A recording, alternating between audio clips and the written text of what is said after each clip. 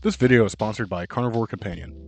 Check out our newly released seasoning steak dust along with our flagship seasoning smokestack and our bestseller Tuckologen. Use the code CCYouTube10 at CarnivoroCompanion.com to save 10% off your first order. Hey there my meaty friends, this is Reed aka CarnivorousChef. I saw a TikTok of someone making chips out of ground chicken, and my initial thought was to turn this into carnivore Doritos. But after looking through my list of videos, I ran across chicken parm. So instead of Doritos, how about I make some chicken parm nachos? Like, why not, right? I'll eventually do a video of the chicken parm the way it should be, but for now, you'll likely dig this. Here comes Gentry walking in with his big old fork.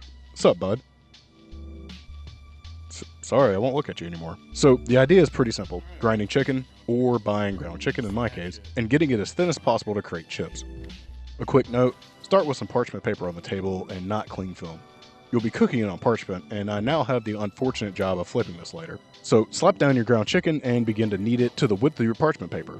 It should be about the size of a half sheet pan. If you don't know what size that is, grab a standard cookie sheet and compare it to that. Just big rectangles, that's the goal.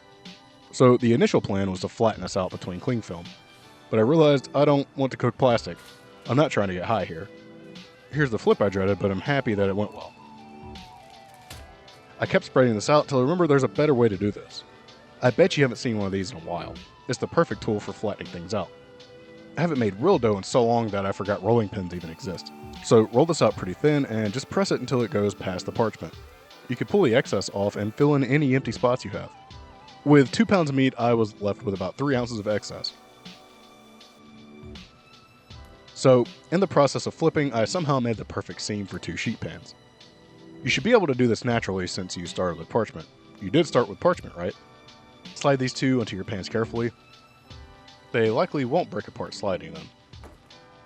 If you recklessly slap yours down, comment below to let me know how it went. I season each of these up with a half teaspoon of salt, a quarter teaspoon of black pepper, a half teaspoon of garlic powder. Hey friend, I'm gonna need you to leave. And a half teaspoon of onion powder. Place these into your oven at 350 degrees Fahrenheit or 176 degrees Celsius for 25 to 30 minutes or until crispy. I flipped mine for the last 5 minutes of cooking just to make sure the underside dried out a little as well. Chicken parm is usually topped with a red sauce, but we can do better. I basically took the elements of a marinara and made an Alfredo sauce with it. Place a pan over medium-high heat and add in 2 tablespoons of butter, then a quarter teaspoon of black pepper, a half teaspoon of granulated garlic, and a half teaspoon of red pepper flakes. Stir this around and toast your spices for about 30 seconds. The butter should be getting dark and it's because the garlic is caramelizing. After that, add in 1 teaspoon of Italian seasoning and mix it around a little as well. Finally, add in 1 1/4 cup of heavy cream. Give this a titillating whisk. Reduce the heat to medium and allow to reduce until thickened. Just remember, cream loves to boil over, so don't leave it. Once thickened, turn the heat off and either pour in a half cup of grated Parmesan or grate over fresh Parmesan directly into the cream. 1 more titillating whisk and this should be good to go. Finally, add in about a half teaspoon of kosher salt, but be sure to taste it. Add in more if you think it needs it, but a half teaspoon was perfect for my sauce. Set this aside and it's time to take these crispy babies out. They look like thin pork rinds, which is a good sign.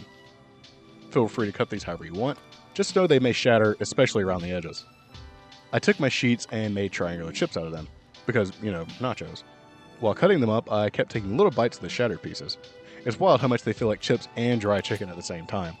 The dry chicken part makes sense, but the chips part is still a bit wild, honestly. These are begging for some sort of dip, or ALFREDO sauce. Feel free to use the same pan you cooked your chicken on for this part, but if you have a tiny sheet pan, it lets you stack everything up a bit higher. Place down some more parchment, then some chicken chips, shred over some low moisture mozzarella, and then some Parmesan. And finally, a little ALFREDO.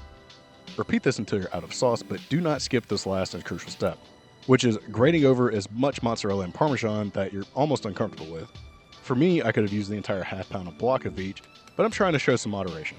Place these back into your oven at the same temperature for about 5 minutes or until everything is melted and has a nice color. I added a bit of chopped parsley out of the tradition of making my food look better. It's wholly unnecessary in my opinion as far as the flavor, but whatever, it looks nice. Let me take this first bite from my Patreon community. Not as good of a cheese pool as I was hoping for, but I was right about the sauce. The sauce plus these chips alone would have been straight up fire. The cheese just adds a bit of nuttiness and creaminess that I enjoy. You can add a bit of nuttiness and creaminess too by liking the video and subscribing to the channel.